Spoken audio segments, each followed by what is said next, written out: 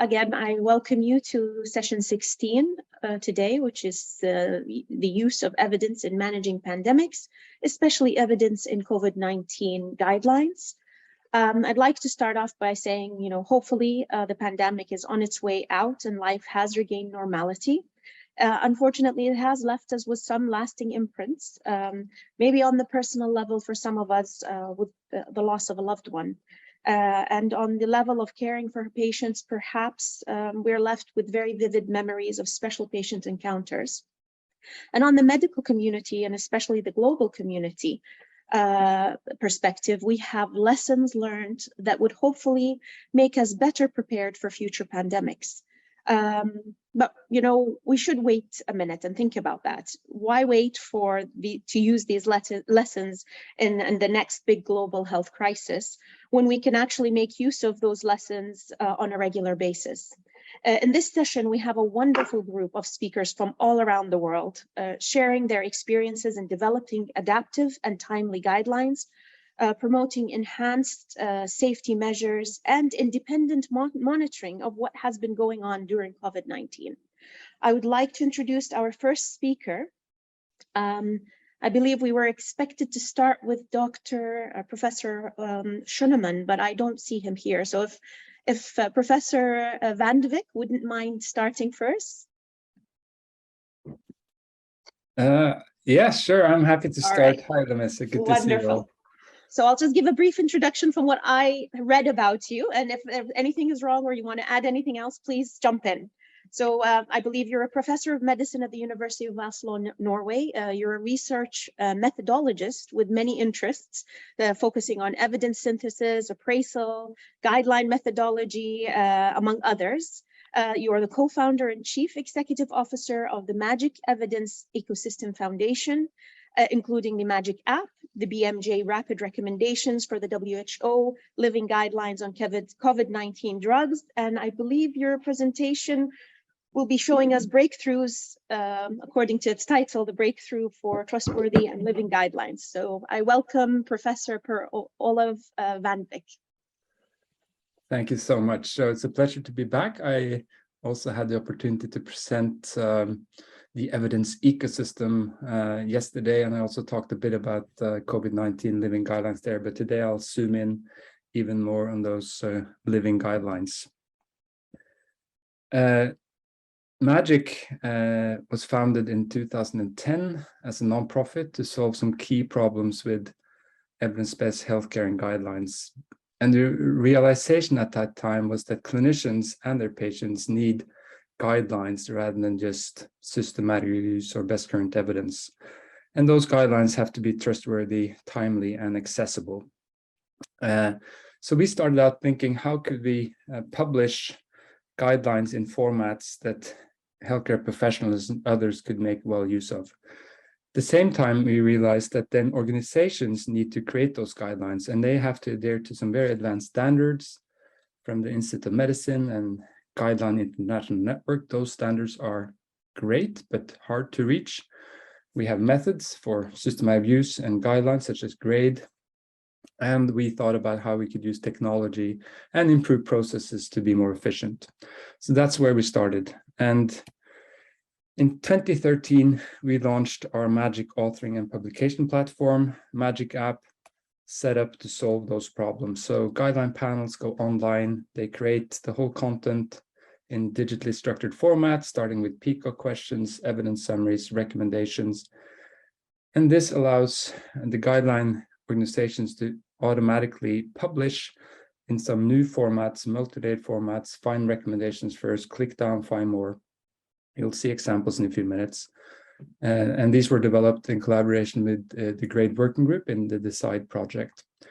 From start, Lynn Brandt, our Magic app mastermind and chief technology officer now, she was obsessed with getting the guidelines linked to patient data in the EHR. And if some of you listened to Brian talking about the Fever platform and the FHIR standards, this is now suddenly becoming much more easy. We also thought that guideline organizations should allow others to adapt guidelines. And also, importantly, for dissemination, recommendations are now the entities in such guidelines in this database. So then plug recommendations into websites and portals and pathways and journal publications and even local protocols in your hospital. And we'll see examples how this has worked for COVID-19. Finally, we have decision aids to encourage shared decision-making. And to the far left was the arrow we made in 2011, the concept of living guidelines. But it did take about 9-10 years before it was realized through COVID-19. So you could dynamically update individual recommendations in the platform and just publish new updates as new evidence emerges. In 2014, we felt guidelines don't really matter if they're not linked to true impact on care. So we came up with this evidence ecosystem framework that I talked about yesterday. And then we were frustrated by organizations not able to innovate or change their way they work or collaborate. So we partnered with the BMJ, and we showed that a global network of clinicians and patient partners and methodologists could move from new evidence to trustworthy recommendations disseminated worldwide, open access through BMJ and Magic App in 90 days. And this was really the background for also us reaching out to other groups, such as Cochrane in our partnership to work on coordinated evidence syntheses and guideline development. And then what became the Australian Living Evidence Consortium that started doing living guidelines before the pandemic through Magic App, the stroke guidelines published 2019. Then, of course, COVID-19 hit, and that has been the real breakthrough for living evidence. This is a cartoon in Nature, a paper people involved with living evidence during the COVID-19 pandemic published. It shows this big friendly giant taking the papers from the researchers, handing it over to clinicians and policymakers at record speed. And this is what I'm going to give some examples of now, how we have worked with living guidelines in COVID-19. Within this evidence ecosystem, we have been able to work with many organizations and groups to be much more rapid in turning new evidence at the left here, published more than 700,000 publications, 5,000 trials in COVID-19 so far, with living systematic reviews, network meta-analyses, excellent work done by the Cochrane group in France. And then we have worked with Romina, Brignardello-Petersen, who will present later this session, and McMaster in doing this massive work of continuous monitoring and updating of the living systematic review. That's a critical part of any living guideline, living systematic reviews. And then we have the different organizations having been able to produce living guidelines. Australia, again, was the first. They have, since spring 2020, published living guidelines through this platform. Extremely impressive work, bringing all the actors together in their country. Then we worked with WHO from summer 2020 and have published WHO living guidelines for COVID-19 therapeutics, also through the BMJ as rapid recommendations and Magic App. And then NICE came along in winter 2021 and actually adapted and reused a lot of the content from the Australian living guidelines. So I think it's fair to say this is a success. There are many other great living guidelines from other societies and countries, but these are just examples. It shows that we can go down to even 3 weeks in Australia from a trigger trial to publish recommendations in this evidence ecosystem. I want to highlight there are many challenges with the living guidelines. And of course, we now work hard to improve the last steps of this evidence ecosystem. So how could you enhance dissemination, adaptation, and implementation to prove impact? So that's where we're focusing in the future. Lots of work to be done. To give you a few examples how these guidelines look like, these are the WHO guidelines. This is an infographic in the journal. I'll show you how it looks on their portal, because the key point is that these organizations now use their websites and portals as the place to go to find always up-to-date guidance and recommendations. And here you can see these guidelines are also available in PDF. It's just to click a button in Magic App and you get the PDF. But importantly, they showcase the updated recommendations. Quite critical here, strong recommendations against antibodies given Omicron. And these are widgets so you can go straight and find all the content, for example, then here in Magic App. So Then you can understand why there's a strong recommendation against sotrovimab, all recommendations supported by evidence and other factors. Given the time, I'll jump on and just give you two more examples. I think Australian Living Guidelines, they have the best portal, even have flow charts where you can go in the flow chart and click and find recommendations and evidence supporting each step of the flow, and also a way to show updates, the latest guidance. And finally, you have NICE with the same approach to using the portal actively. And Lemmese, you talked about the future. I think both WHO and NICE in Australia and many others are now thinking how they could expand beyond COVID. And their strategy at NICE points to dynamic living recommendations and maximized impact. So I think that's where many are going now at the global level. Now, I thought Holger would talk before me, but I want to say a few words about some additional challenges with evidence and portals and dissemination, because they have this wonderful rec map you'll see. And I think it's great that you could find recommendations from many organizations at one place, and they're even quality appraised. The challenge in this case is with living guidelines that are frequently updated. So we need to make sure that such a repository actually provides the most recent recommendations. In this case, missing the recent and critical updates of the strong recommendations against antibodies, here showing a now out-of-date recommendation. So just to say, great resource, but we need to work together. And in this case, they could just point to the portals and Magic app so people could get the most recent guidelines. So very brief introduction to the topic of living guidelines. We made some great advances. The work of living evidence and guidelines is challenging. I think many organizations now want to go there. I think we need to be careful about what topics we select for very rapid and frequent updates, but I'm sure we'll see progress across disease and topics in the years to come. And I think I'm good on time, Lemmese, so maybe I hand it back to you.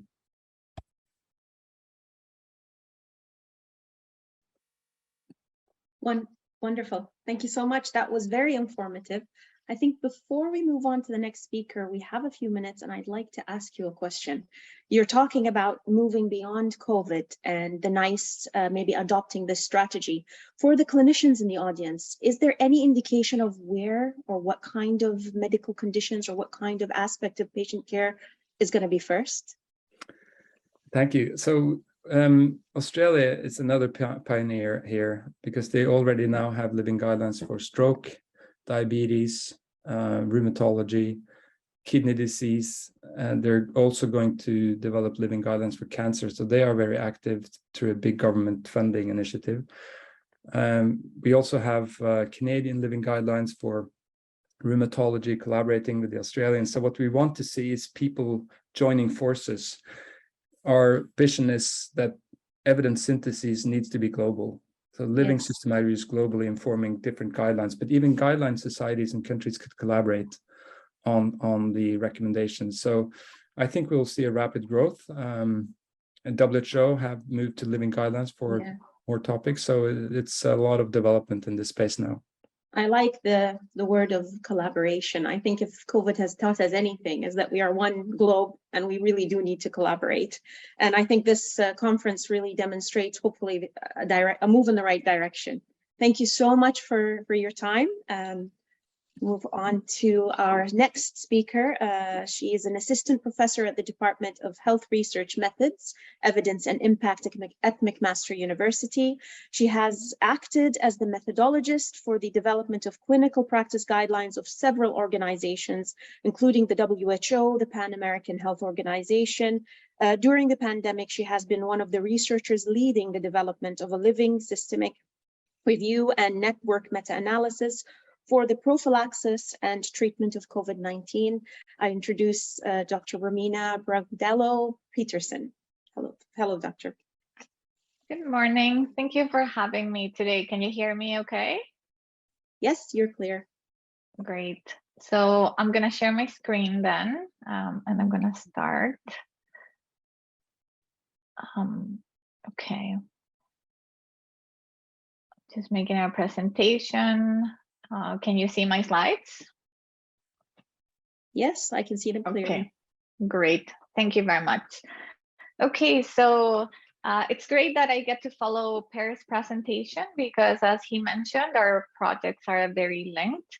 So I'm going to be focusing today on the COVID-19 Living Network meta-analysis that we're doing here at McMaster University. And first of all, I'd like to touch on the reason why we did this. When the COVID pandemic started, the researchers got a big push to start testing drugs. We didn't know anything about it. And this resulted in a large number of trials being registered. So before August 2020, there were already 1,000 trials registered or being conducted. So the logical question following this is, how do we make evidence-based decisions using the best available evidence if it is constantly evolving? Things are changing every single day.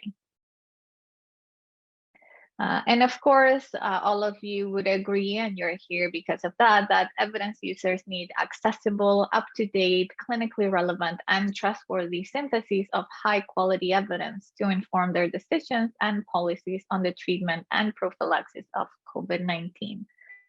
This is what motivated us.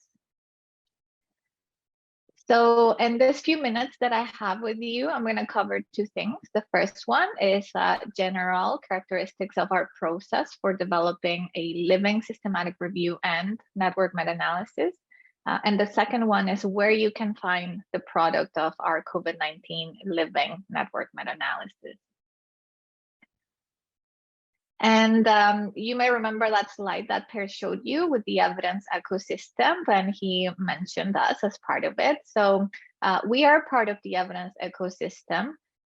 We are several groups collaborating. Our group with the Living Systematic Review is based at McMaster University, but we collaborate closely with the Magic Evidence Ecosystem Foundation based on Norway, and as per show with the World Health Organization and the BMJ who publishes our product.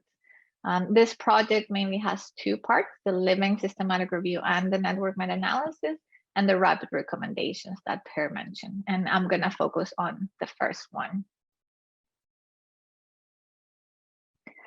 So our Living NMA, it's an overview of all the evidence available about effects of interventions on health outcomes. This is a screenshot of what it looks like on the BMJ website.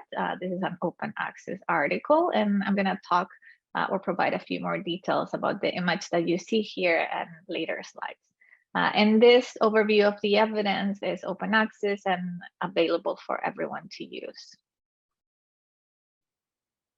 So a living systematic review is just like a traditional systematic review, but is constantly or continuously updated based on a predefined schedule or when new evidence is available. In our case, we have made the decision to constantly updating it based on the emergence of new evidence. And our living systematic review is including all randomized controlled trials that compare any two interventions of interest.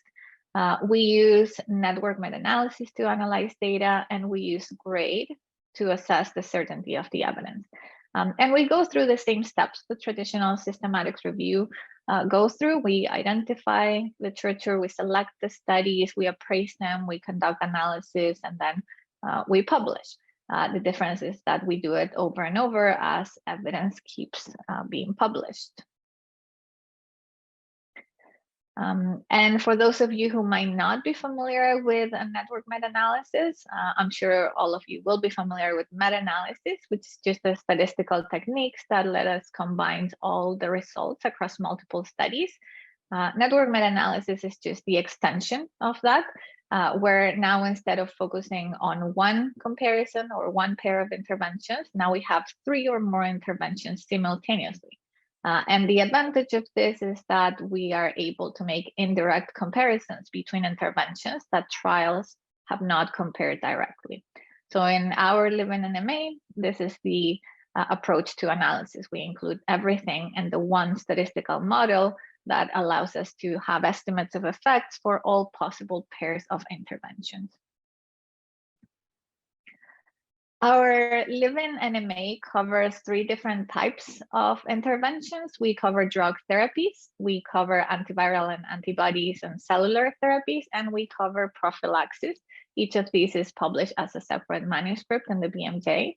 And our target audience are clinicians, public health practitioners, guideline developers, and policymakers. And Per already explained how, for example, for the rapid recommendations, we are collaborating with guideline developers.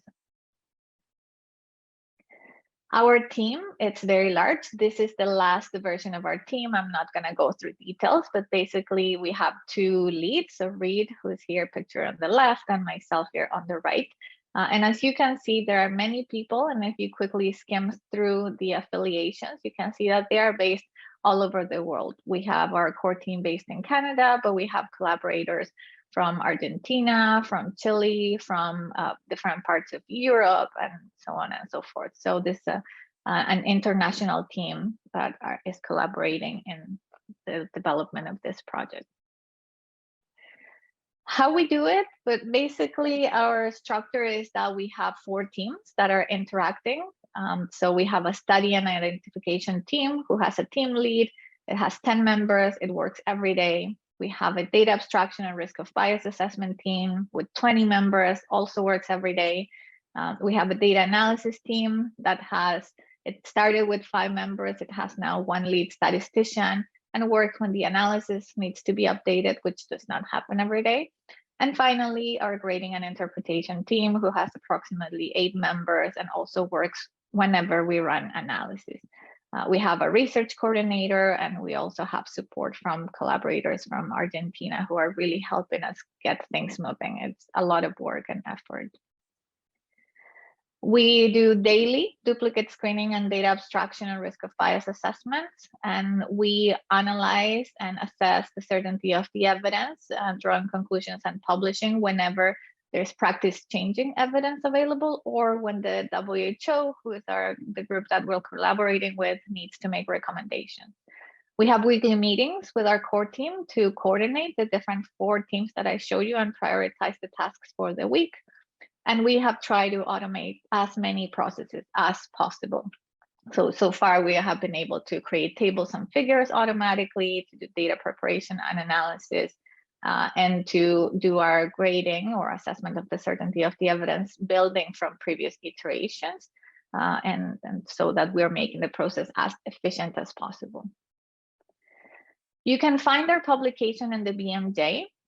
We were lucky to work with an information designer from the BMJ. And so the first thing that users see when they go to the website is the infographics. This is an interactive graphic where you can focus on specific pairs of interventions. You can choose the outcome, as you can see here, which outcome you're looking at.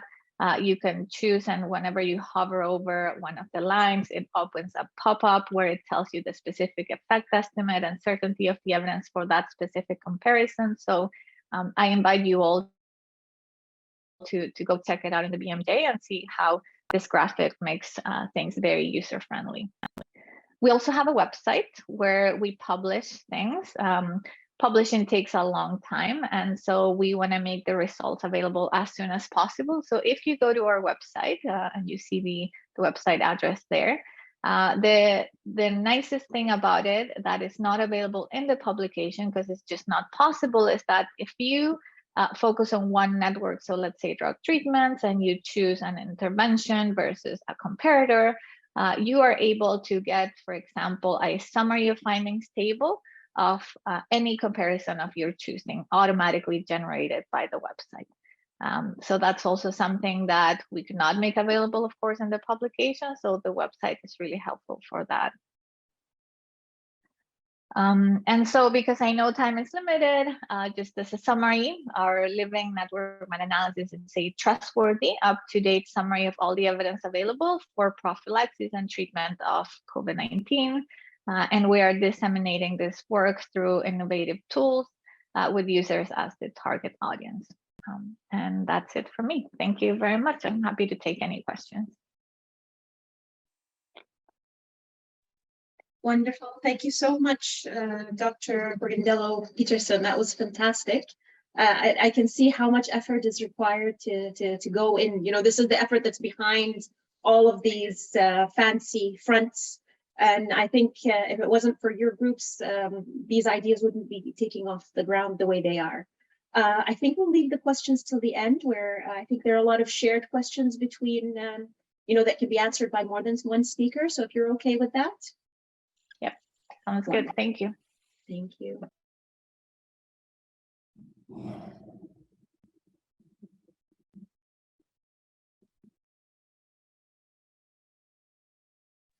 Can you hear me now? I think you weren't able to hear me prior. So we're moving on to our fourth speaker in this session, is Dr. Tamara Kredo. She's the senior specialist scientist in the Cochrane of South Africa. She's the co-director of the South African GRADE Network and part of the National COVID-19 Guideline Writing Group. She will be giving us a South African perspective in her talk titled Essential Medicine for COVID-19, Rapid Reviews Informing South African National Clinical Guidelines. Welcome, Dr. Kredo.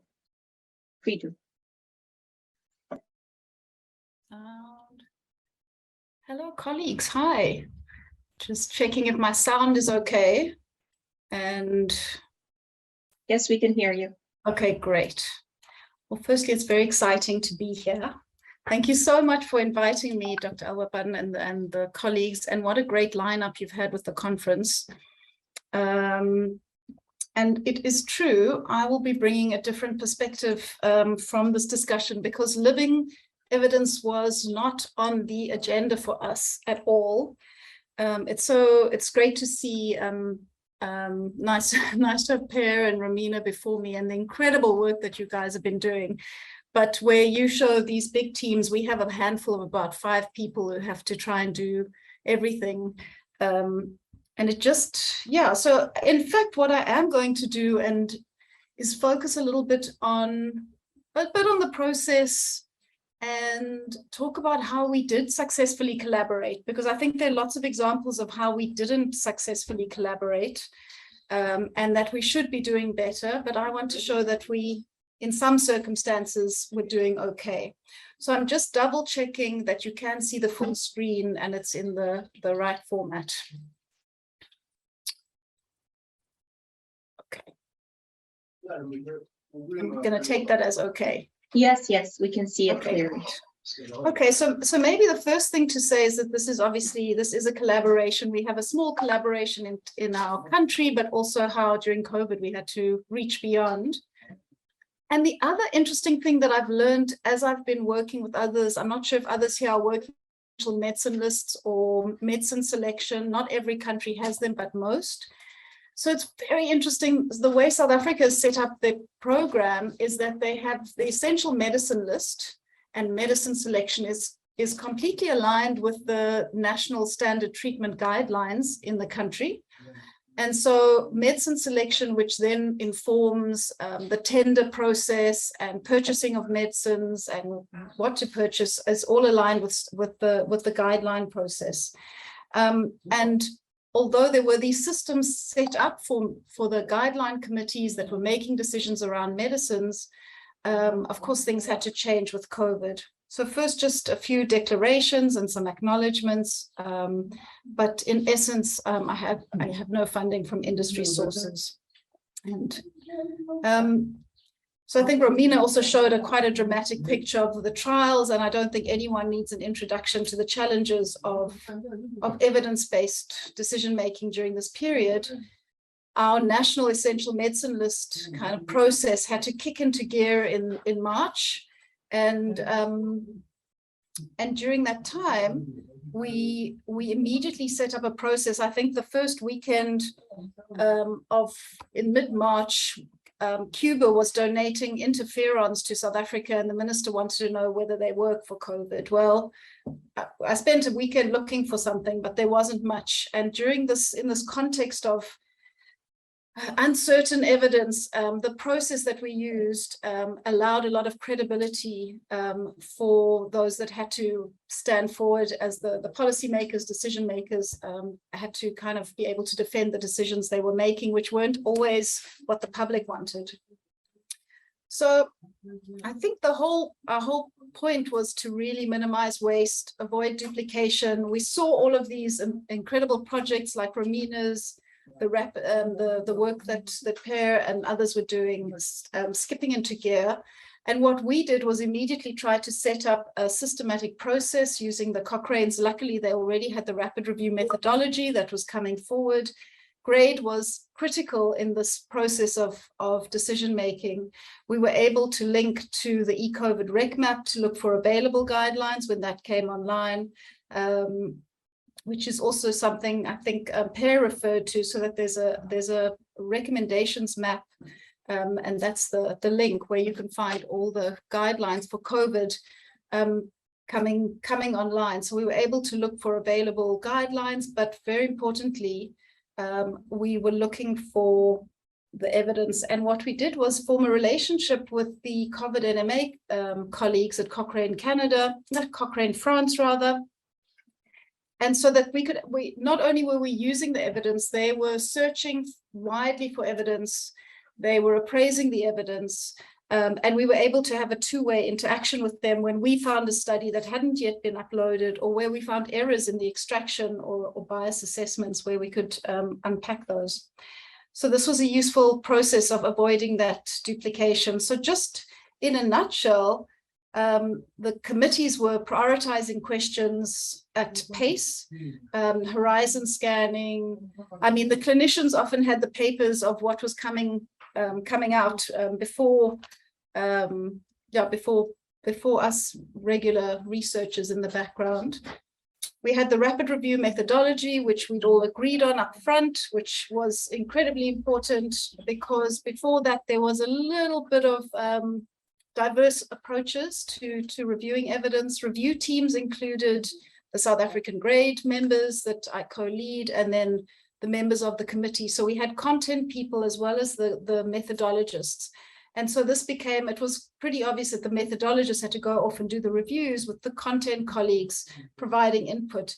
Typically in our country, and I would guess that in many of the countries in the world, the process of guidelines still is an expert based process. So this was an evolution and an improvement.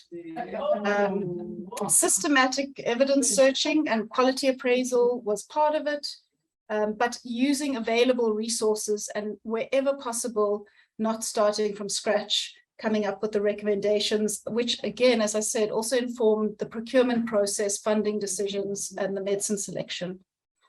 And we originally were turning them around in 7 days, but pushing back a little bit. So question development, the value of GRADE and how we navigated working with the uncertain evidence was pretty critical. And I think we would have gone in many, many circles if we hadn't had these methods to lean on. Working with other colleagues, using resources where other groups such as Cochrane and Epistemonicus were already looking for evidence on a regular basis and avoiding us re-looking in the same places, and then using the structured tables and the GRADE process for evidence to decisions. So in fact, it's been an incredible experience of collaboration, but also an evolution for the committee's understanding that, particularly in the context of uncertain evidence, having rigorous methods is very important. So we conducted at least 68 reviews and updates on various reviews, and we're left with this challenge of only recommending 2 products in the country. And it was a problem of communication, because we were only telling people what not to do. But that's a different story. So in a nutshell, just to say that collaboration enhanced the trustworthiness, minimized resource waste for us, for all of our SA essential medicine list recommendations. COVID-19 highlighted goodwill amongst the motivated colleagues. So it wasn't always easy. I think everyone was stretched immensely, but this is a good news story. And these lessons remain relevant, and we've learned a lot going into this next phase. Yeah, so I think a big thank you to everyone, and especially to the organizers. I look forward to more discussion. Thanks.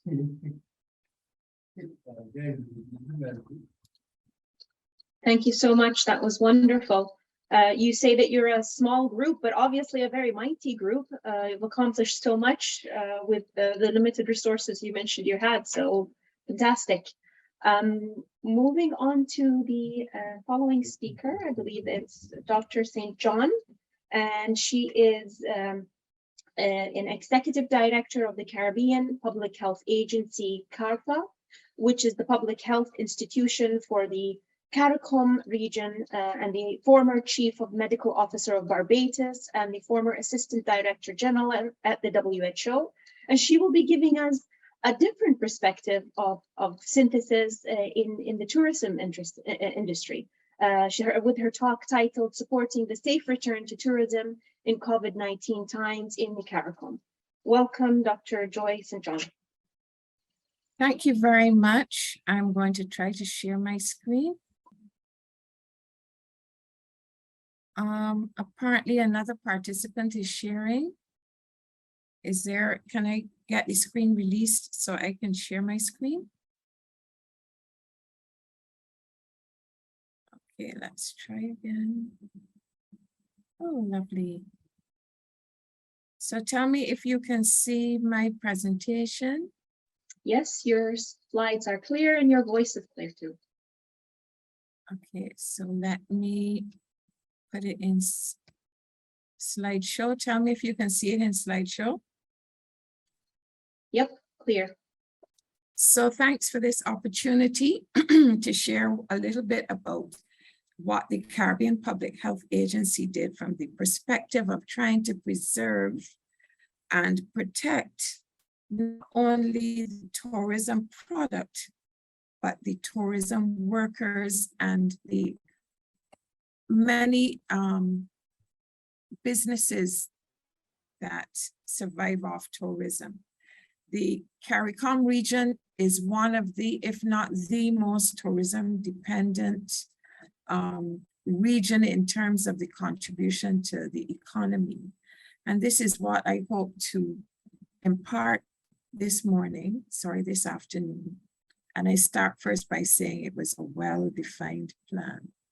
So the first thing that I need to point out is that in CARICOM, the COVID-19 was very much governed by the heads of government. And they used our political machinery, the CARICOM, or the Caribbean Community Secretariat, and they met regularly as the Conference of Heads of Government of CARICOM. And in one of their meetings, early on, they agreed to and mandated the development of a common public health policy, which included a mandate for CARPA and the chief medical officers of member states to meet to refine the common technical standards for the entry of external arrivals. There were so many mandates, but it was a good thing that it was the heads of government that did the mandating. And so CARPA went about this business of trying to ring fence the CARICOM region using a regional health security perspective within the grouping of the CARICOM security cluster. So CARPA is cited within that grouping. And I'm giving you here an early look at some of the technical constructs, public health constructs that we try to sell to the heads of government for their mandate for the implementation in the entire region. We relied very heavily on WHO and looked at WHO's guidelines for lifting restrictions.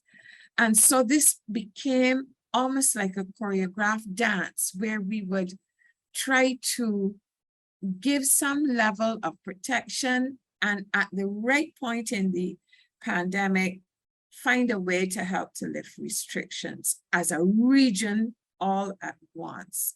So this is just a little bit of some of what we did.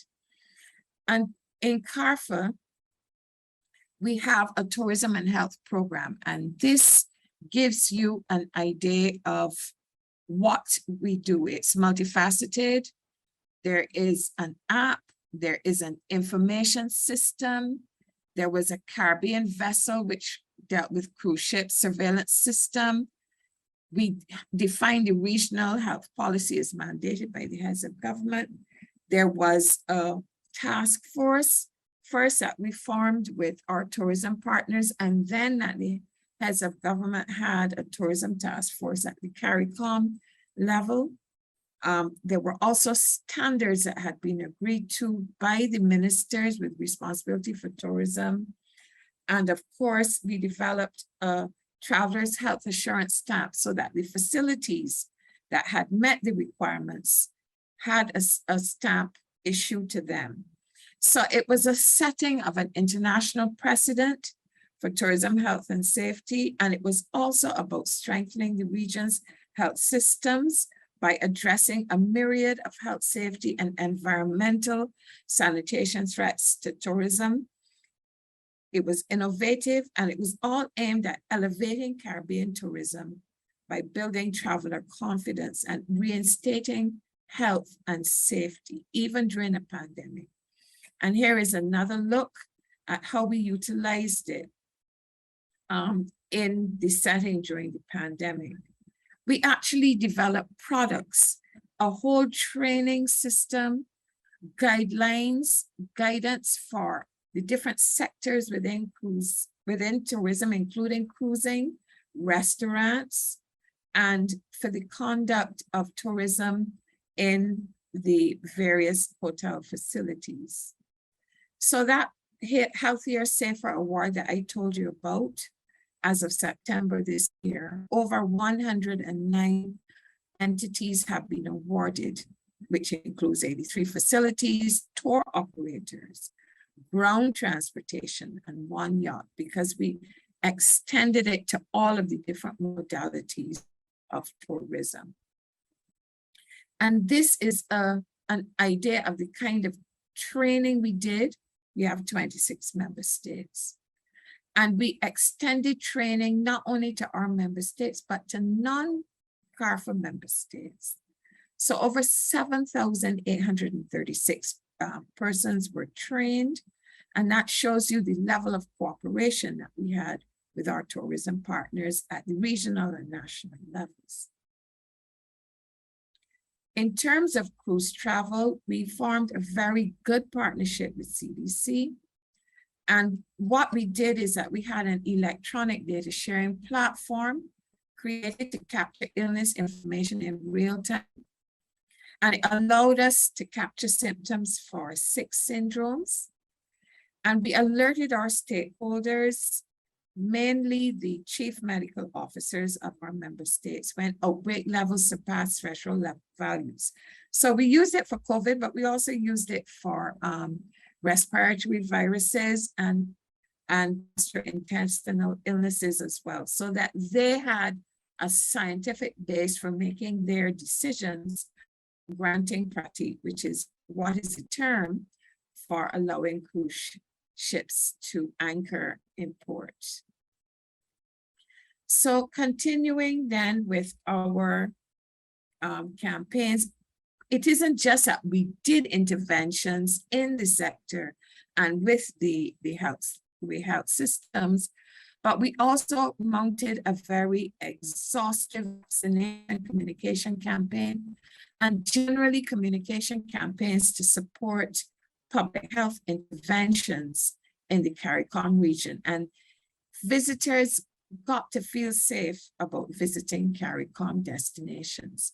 So you can see that even although it was focused on tourism, we still ensured that there was an emphasis on immunization. And so now at the end of my presentation, I'm just giving you some little snapshots into how we interact. We want you, when you come to the Caribbean, to take it easy. You can download the Travelers Health app and get to learn all about up-to-date travel and safety information. We're in a pandemic now, it might be something else later. And we want you to remember that your Caribbean vacation is healthier and safer. So thanks very much for listening to me. And I'll wait here if there are any questions.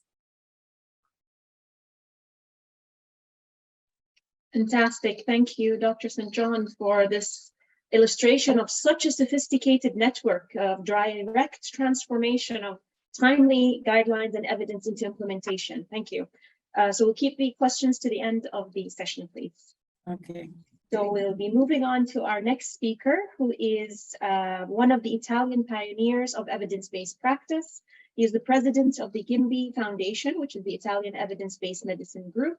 He is the scientific coordinator of the institutional programs in this foundation, including Let's Save Our NHS and GIMBI for Young. And I believe during the COVID duration, he is the he was responsible for the GIMBI program for independent monitoring of the COVID-19 pandemic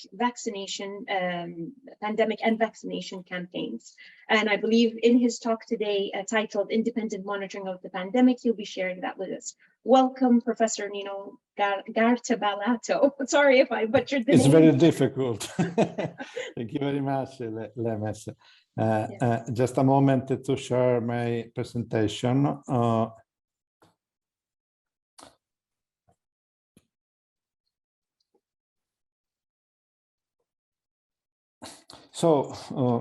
Good afternoon to everybody. In Italy is afternoon, but I don't know if several attendees are in the morning. So good morning or evening. So good evening. I would like to thank the scientific board of the conference for inviting me to give this presentation. I am Nino Cartabellotta, president of GIMBI Foundation and a member of ISEHC board. Since the first report of the spread of the coronavirus in China in early 2020, GIMBI Foundation has been analyzing the available literature and data. From the end of January 2020, we started and designed and building what would become the GIMBI data room for independent monitoring of the COVID-19 pandemic and the vaccination of the campaign. And up the 21 February 2020, the GIMBI Foundation's multidisciplinary team has never stopped working to enrich the data room with the data that were gradually made available by the Civil Protection, the Ministry of Health in Italy, the National Institute of Health, and with the start of the vaccination campaign with the Extraordinary Commissioner for COVID Emergency. In parallel with the data analysis, a systematic review of the available literature was carried out according to the evidence-based practice paradigm, as well as a detailed analysis of a national regulation and measure issued by the government, the Ministry of Health, and the region. To date, as you can see, we have a dedicated website, and we have produced 147 press releases, including 138 weekly independent monitoring reports that generated about 34,000 news in press and web, and near 1,000 TV and radio interview, conference and webinar reports, and parliamentary hearings. So with only one data room, we use our data room for spreading monitoring independent through different way. This is the home page of the website in Italian language with continuing monitoring graphics and other information about pandemic. And this is the home page of the monitoring of the vaccine campaign. We disseminate scientific information about several issues, about education, about interpreting numbers and dynamics of the pandemic, scientific evidence about mask, airborne transmission, accuracy of diagnostic tests, efficacy and safety of vaccine and drugs, long COVID, and made institutional advocacy about data transparency. We have an Italian program, Dati Bene Comune, that for increase the transparency of data about recovery rate. Advocacy about delayed decision, so lockdown and other measures, and the school measure against COVID-19. Additionally, we analyzed the physiopathology of disinformation and fake news very frequent in Italy, especially through the social network. And we identify the distorting analysis and or interpretation of data and scientific evidence for ignorance or for deception more soon. This made a building of scientific narration and successively searching and involving opinion leaders, politicians, journalists, entertainment, show business people, clinicians, and disseminating it through social media and amplification by press and television. And this process legitimized a parallel scientific narration to be exploited for political and social purpose.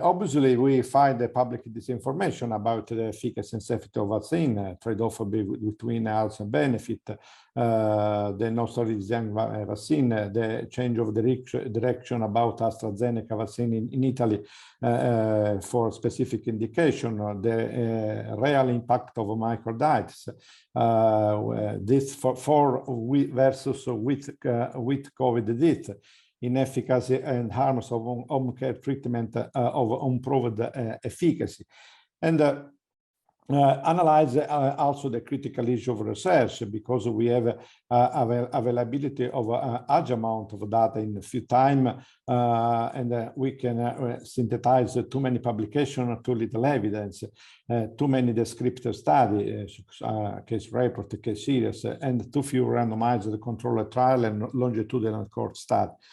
So the less rigorous peer review process, several preprint repository, retraction also in prestigious journal, and the needs of a living systematic review and guidelines to give clinicians and decision maker in a few time the evidence synthesized for the decision. As you can see, we have near 10,000 of monthly publication as elite COVID data show, and as a COVID living map of evidence show the great number of descriptive study, the little number of randomized controlled trial.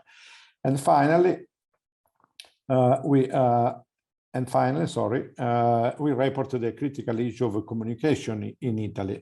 First, about the institutional communication. It's fragmented, not regular, and not very effective through population.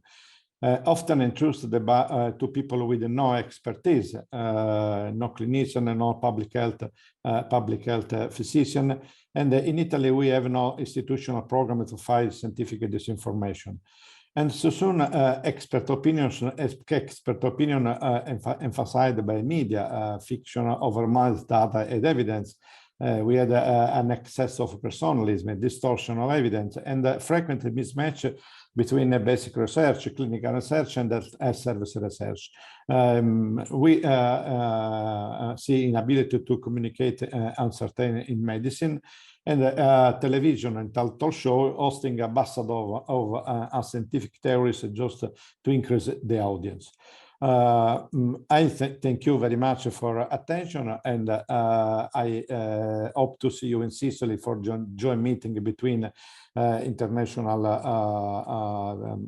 Society for Evidence-Based Healthcare and 10 International Conference for Evidence-Based Teacher and Develops, 10 for both, 10 conference for both. So save the date from 25 to 28 October 2023. Many thanks for your attention. Wonderful. Thank you so much, Professor Cartabellotta. That was wonderful. I mean, the monitoring that you did in Italy is not just that. There was auditing and further guideline generation, and then this cyclical pattern, and this is phenomenal. Thank you for sharing that with us. I'm sure a lot of the attendees will have questions about, just the logistics of all of that. So we'll move on to our final speaker for the session today. And we have Professor Holger Schünemann, and he's a professor of clinical epidemiology and of medicine at McMaster University, Canada. He's the co-director of the WHO Collaborating Center for Infectious Disease Research Methods and Recommendations at McMaster University, the director of Cochrane Canada and McMaster GRADE Centers, the co-chair of the GRADE Working Group, and he'll be giving his talk today about recommendation mapping, a new approach to digitizing and presenting living guidelines. Welcome, Dr. Schünemann. Thanks very much for having me, and sorry for any of the program shakeups here. So thanks for accommodating you. I had trouble getting on. We're just happy that the technical stuff worked out and you were able to join us today. That's wonderful. And I suspect that you can see my slides. Yes. Yes, super. Okay, I'm going to talk about recommendation mapping and really appreciate the opportunity and the invitation. I know that it's been mentioned a few times in previous presentations, so this will provide some probably good complementary information. Here are my disclosures for today. I'd like to express the gratitude to the funders, in particular the Canadian Institute for Health Research and the World Health Organization for this work, and of course the executive of our initiatives, and Tamara, is our project coordinator in the lead. So I'm primarily going to talk about the COVID-19 gateway to contextualization and map of recommendations. Here's a QR code, and many of you will have heard about this from several of the virtual conferences, including the actual conference, in-person conference, the Guidelines International Network, where Tamara presented this work. This is well known to you, the background to the COVID-19 pandemic and when it was declared, which was on March 11th, 2020. And that created very quickly, as we've heard from previous presentations, the demand for COVID-19 guidelines by really many stakeholders. This demand from the many stakeholders included that guidelines should be available, accessible, complete, rigorous, and timely relevant. We've tackled this in our recommendation map that I will explain in a little bit more detail here by capturing available guidelines systematically and in a living mode, making them accessible on the internet, and providing many of the recommendations in other languages, provide actionable statements that we extracted by making the information complete, and edit what you've already learned about evidence decision frameworks and summary of findings tables, provide an opportunity for engagement, as well as made recommendations transparent in that we appraised them for their credibility, and developed methods and approaches for prioritization of abstracting guideline recommendations and making them available on the map. The idea of recommendation mapping, in particular in the living mode, is to provide then decision makers and other stakeholders, including the public, which is one of our key target audiences here, with an easy to navigate, living, freely accessible, and electronic platform that includes all available trustworthy COVID-19 recommendations and allows for easy contextualization. And I will preempt that any organization may produce good guidelines and not so credible guidelines, and there is really no exception to that. We created very quickly an international team with many global partners. You've heard several of them speak, and we are enormously grateful for the collaboration that we were able to start with. And our work really started with a fortunate coincidence that we had just finished work with the WHO Global Tuberculosis Guideline Program on using the recommendation mapping concept for their guidelines. And we're just in the process in 2020 to publish this paper, which was the conceptual underpinning of recommendation mapping and this new approach to digitizing and presenting recommendations. Here's a hyperlink to this particular recommendation map, the WHO tuberculosis rec map. And also quite interestingly, when we have finished the conceptualization, we started doing research about its presentation, and here it's pretty hot off the press. There's a benefit to the delay of the conference. Hot off the press is the actual trial that we did, where we compared the usability of the World Health Organization's conventional TB guidelines to the eTB, the electronic TB recommendations map in a randomized controlled trial. And one of our MPH students actually led this trial, Michaela Matthews. This was registered in clinicaltrials.gov. And in a nutshell, this is what we did in this very, very rigorous, difficult to design and execute internet-based trial. That the overall accessibility of this new format was superior to the traditional way of presenting recommendations, and I recommend reading the paper to understand really all the nuances here. And these are answers on a 7-point scale, a real Likert scale, where we found fairly substantial differences between our new format and that existing format for the overall accessibility, as I said, including other validated or at least previously used endpoints, such as finding the information, big differences here, navigation, fairly substantial difference of 1.3 on that 7-point scale, understanding of the information 0.6, and whether or not the information would help making a decision, also a important difference here. Then again, we used this information to put together this network of the global partners for the COVID-19 recommendation map. We had a living, ongoing process of monitoring, and have it still, of ongoing monitoring of bibliographic databases, web pages such as the big database of great guidelines, NICE, WHO, personal context, and gray literature. We did a quality appraisal. Every single recommendation that makes it to the map receives a agreed to score with a focus on 3 domains that we believe are particularly relevant for assessing credibility of the underlying recommendations. So the agreed scores are visible here together with the recommendation strength, as well as the certainty of the evidence, text of the recommendation, and the general topic. We extract information through our Grade Pro tool. So all of the original information is extracted and presented, and pretty much up to date. We have now over 5,600 citations that we have screened, and we have over 6,500 recommendations actually on that map that we present either as a list view. You can go in and exploit this information to get more details, obtain more details, or in a map view that both provides you with the general topics that we're dealing with. This is all expandable, as well as the actual overall population issues. So there's the intent and the population, and there's a number of filters that you can apply, such as where the information is from, which organization, whether or not it's credible, by focusing on high agree scores, the region, as well as age groups, and so on.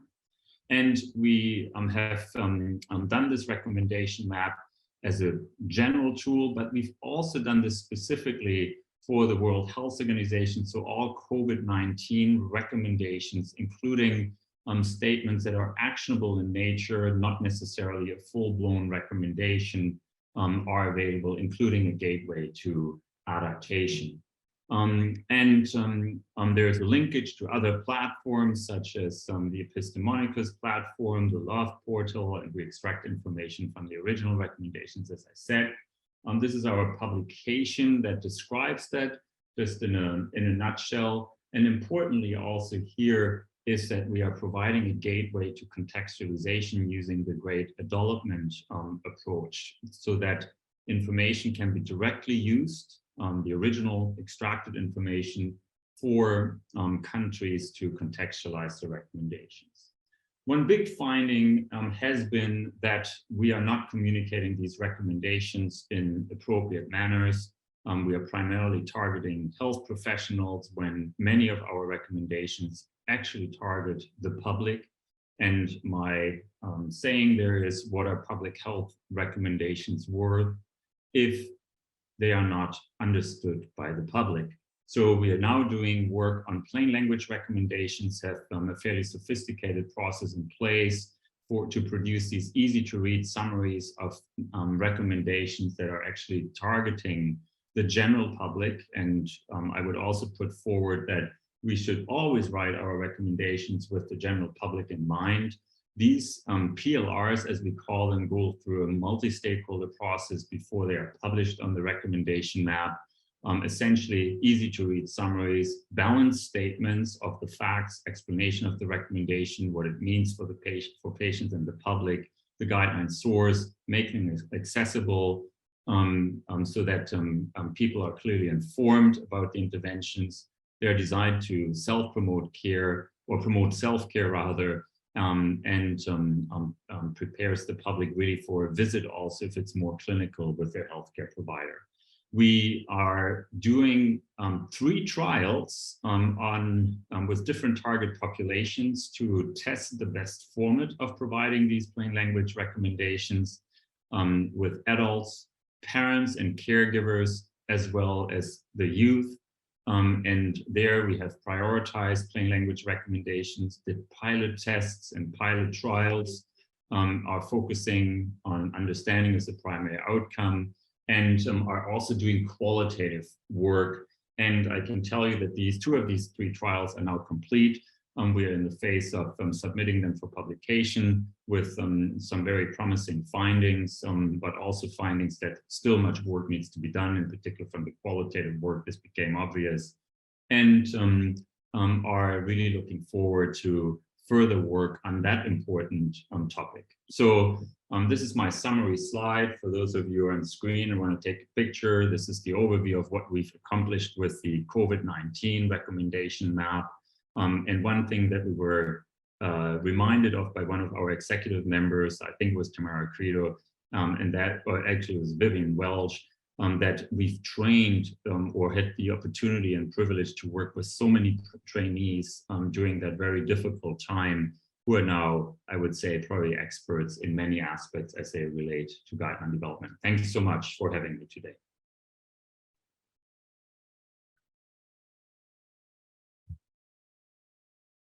Thank you. That was wonderful. It really warms my heart when you're talking about using plain language and talking to the public. You know, being a patient-centered advocate myself with a bigger qualitative background than quantitative, I find that really reassuring that they are now being encompassed in the bigger picture of patient care.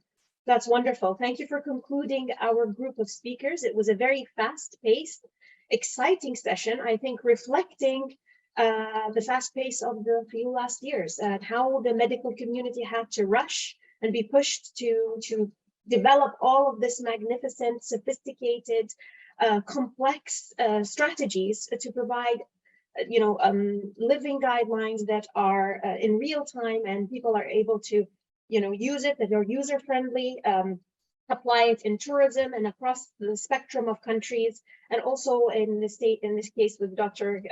Cartabellotta, that the monitoring, the auditing of all of that, all within real time. I think there might be a lot of questions that overlap the speakers, so I think we should just, I presented them to you, and whoever feels that they could answer it, pitch in, and if anyone wants to add to that, then I think we'll just take it that way, if all the speakers are okay with that. Yes? Okay. So there are a few questions here. The first one is, it says, I'm curious to know how the working group in Australia managed to produce such amazing numbers of guidelines, such amazing number of guidelines, while from what the regional groups shared with us last evening, it seems that the Australia-New Zealand team was a small one. So I'm not sure if we have anyone here that can comment on that. I think it might be to do with the think it was Very prepared. Yes. Some, Do you want us to leave it a little later when he can join us again? I think so. He did send a message that he'll just, maybe we can just send him, I don't know if Romina, if you can send him a message that there's some questions Yes, for him. I am, and he will be back in a few minutes to address that. Yes. Okay, so we'll just move on to another question in the meanwhile. Yes.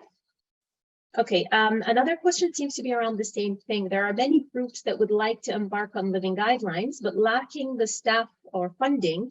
Are you aware of any efforts to collaborate across borders to work together to create living systemic reviews or other living evidence synthesis? I think Tamara, Dr. Tamara was the one who was mentioning that her group was also small but mighty. So I'm not sure if you want to take the lead on that answer to answer that. Not sure, but that's great. I'm going to feed that back to them, the small but mighty. No, in fact, I want to put to the panel that living reviews and living guidance is not necessarily the way to go for every group, but collaboration with different groups that may be able to do that would be more appropriate. And so, or every question. And I think there are increasing methods coming out around when living guidelines would be appropriate. And it's not maybe the living guideline, but individual recommendations within a guideline. So there's so much to it, but just to say that methodologically and capacity-wise, that wasn't the route we went. I think Romina and the team there were much more immersed in the living reviews. Romina, do you want to comment? Yeah, I'm happy to comment. I think that the big lesson that we have learned, of course, COVID is special, right? There's no other context where there's so much evidence arising every single day. But we learned that doing a living systematic review on guidelines is a huge commitment in terms of time, efforts, energy, resources. It's a great learning experience, but it's a lot of effort. And so unless it's strictly necessary, it's probably not something that I would advise people to just jump on. There's a lot of things to do. In terms of collaboration with other groups, it becomes tricky. At the beginning, we learned about 3 groups who had the same idea, including us. We try to get in touch to explore the possibility of collaborating. I think one of the groups never actually went through with it. The second group did, and we were in touch, but we realized very early in the process that all groups have ways of working differently, slightly. And it's really, sometimes we're so set in our ways that it's actually very difficult to compromise and to completely adapt to each other's ways. So I think, to me, more than, of course, collaboration, we have needed it so much. We have collaborators all over the world and team members who are helping. And for outside teams who have less resources and time, we have made sure to make everything available to them. And whenever we have been contacted by people who need extra information, whenever we can provide it, we do provide it. So sometimes maybe even more than just thinking of collaborating and actively working on it, if you don't have the resources to be able to access to groups that are able to share what they are doing, it's also really important. So if you are part of a group who can share what you do, I would say that that's definitely the way to go. That's wonderful. I was wondering, now you did mention that COVID is special, and I think it forced a lot of governments to dig deep in their pockets and fund things that they wouldn't usually fund. Do you think that with the end of the pandemic, all of these beautiful, heartfelt projects will lose momentum? Does anyone feel, they can answer that question? It's just about it. Yes, please, Joy, go ahead. Okay, thanks. And I saw there was another question, so I just want to do those and leave for another meeting. Okay, fair enough.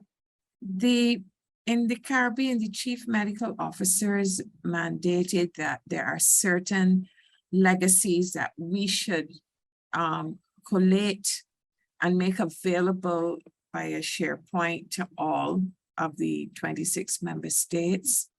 And so in terms of something that will last, yes. And a lot of what was the response were practical applications, because we just don't have a lot of resources. So there are a lot of best practices that were started during the pandemic that continue, because They were efficient and effective at saving lives. There is a question here about the the interesting use of evidence used in supporting an important source of income for the country via CARFA. Was this a spontaneous journey, or Dr. St. John and her team had to be proactive to make the decisions evidence informed? We were just lucky that we were working on the tourism and health program. And what we did is what it was supposed to do. We adapted it to suit the disease of concern at the time, which was COVID-19. And so there was a platform on which we could operate. There are certain things that were in train, like getting the standards through the regional political machinery that was well in train. But what we did is what I like to do, never waste a good crisis. We use COVID-19 to really pitchfork some of the concepts that we had that in another time would have seemed esoteric, but were very practical and useful. So there was a foundation upon which to build, and then we capitalize on the emergency and the focus on the emergency that luckily the heads of government maintained. So I want to thank you very much and say goodbye. Thank you for your time. We really appreciate you joining us. Thank you. I think that it leads us to a similar question to the rest of the group. I mean, because a lot of money was spent and a lot of effort was put, the question was, did you approach the governments? Did you approach the Cochrane, or did they approach you? Was it something that they thought of, or were you the ones who pushed the agenda? It's maybe Dr. Schünemann. Yeah, sure. I think it was a combination of things. So I'll give you a very quick example. The systematic review that we did on the use of masks, eye protection and goggles was a direct request from WHO, and we were able to deliver this in March 2020 in literally 2 weeks, because we had an existing functioning large international team. And somebody tells me that this is still the 4th most cited paper on COVID-19 at this point. It tells you that there was and the reason why I'm mentioning this specific aspect is that it was a real question of interest that was put forward by, in this case, WHO.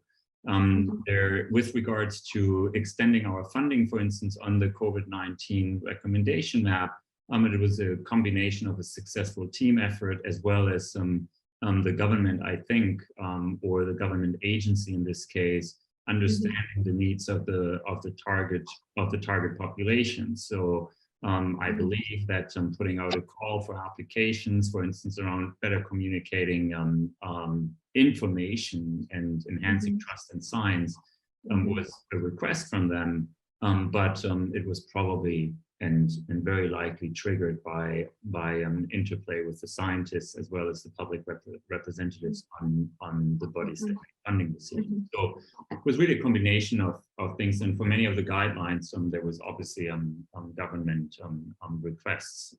Yes, yes, and it's wonderful. I mean, we have a saying in Arabic that sometimes we make use of the bad events, and we call them good events because they turn around to push people to move forward with all the things that we've grown, both in education as well as all of the work that you have done. I mean, I don't think this conference would have been possible if it wasn't for COVID pushing us globally to be able to communicate virtually. I don't see any other questions, to be honest. Do you guys see anything that you feel is, there was the question for Professor Vandvik regarding the Australian-New Zealand team being small and the Australian, I don't know if you can see the question, Professor. Can you hear me? Yes. Yes, he I'm sorry, just to explain to everyone, he had a meeting with the WHO about the guidelines, about the COVID recommendations right now, so which is why he was asking if he needed to be there. But So apparently he's still caught up at the meeting. My understanding though, and again, this is just my understanding, I don't collaborate with the Australian group, is that they already had a structure in place to develop guidelines, and they do have a specific agency and office whose work is to do this. So they had people fully dedicated to this, as opposed to all of the other many other countries and institutions where this is something we were doing. Oh, there he is. Per, you're back. I'm back. I'm not sure if you managed to hear the question, but it's the first one on the list. And they're asking about how the working group in Australia managed to produce, number of guidelines. However, the Australian New Zealand team was on a smaller one. Right. So I think my understanding is that the Australian Living Evidence Task Force were able to get, I think, up to 60 organizations and stakeholders together to work on the living guidelines. So that was a massive effort with many stakeholders and organizations working together, and also very large standing guideline panels with support from societies and different, I would think, states in Australia. But are you saying there are like different Australian, New Zealand guidelines for COVID? I mean, I'm not sure the person who was asking, he seems to just be saying the generation of these guidelines, from what I understand, and that the Australian New Zealand team was not a very large one in number, but obviously very capable. No, it is a very large team, okay. and it's been a massive effort over these years, and extremely resource demanding. They have used the French wonderful Living NMA, which has saved them work, but again, extensive work with lots of people involved. I think it should be available on their website. I could share the link in the chat box so people could have a look at who's behind this. One of the things I'm most impressed by is the way they've been able to quickly gather all the stakeholders and collaborate so efficiently in this country. What do you think the secret was to that? What was it the COVID that pushed them, or was it something else? I think it's what I mentioned briefly in my talk was the work in Australia on living guidelines and living evidence with Cochrane as well had been going on for 5 years. They already had a model for how to produce and update living guidelines, strong connections with evidence synthesis teams, in this case Cochrane. So they could hit the ground running quite fast, but then all the work engaging the stakeholders and getting them on board was definitely due to the pandemic and this critical need for guidance, which I think explained why societies and organizations and states and others were able to agree on some standards and methods and processes in this evidence ecosystem. So I think it's a great example how a country, and even a country with different states that may somehow not always agree and may even compete, in this case, they were able to collaborate. Well, there was one question that's talking about, it states, it seems that living evidence is the way forward. How can we better work together to save time and resources to deliver higher quality evidence? And I think we're referring here to a collaboration, not just within a country, but across countries and across all of these, amazing programs and amazing strategies that we're using. Can I answer that too? Try? Yes, please do. I think maybe on the evidence synthesis side, also Holger and Romina and Tamara could chime in. But again, the goal with evidence synthesis, and in particular with living evidence, is global collaboration. I think Cochrane is working towards that goal. And I think then it's a matter of finding topics within healthcare where you could identify different organizations who could join forces to do evidence synthesis. And I think we've seen examples of this from multiple groups, but it's not entirely well coordinated. So now there are many collaborations and groups trying to coordinate and collaborate more on living evidence, and I think that's what we need to see. And there will be topics now coming up where some big organizations want to collaborate, and somebody has to do the evidence syntheses and orchestrate and coordinate between the organizations. And hopefully we will be able to fully collaborate on some of these major topics at least. I think that would be a lovely move forward and a lovely utilization of what's already built, and hopefully maintain it. So I think those are all the questions that are in the Q&A. I don't see any other questions in the chat. So I'm not sure if any of the speakers would like some, extra comments or anything that they feel they wanted to address either in the questions or from hearing all the other all the other speakers' talks.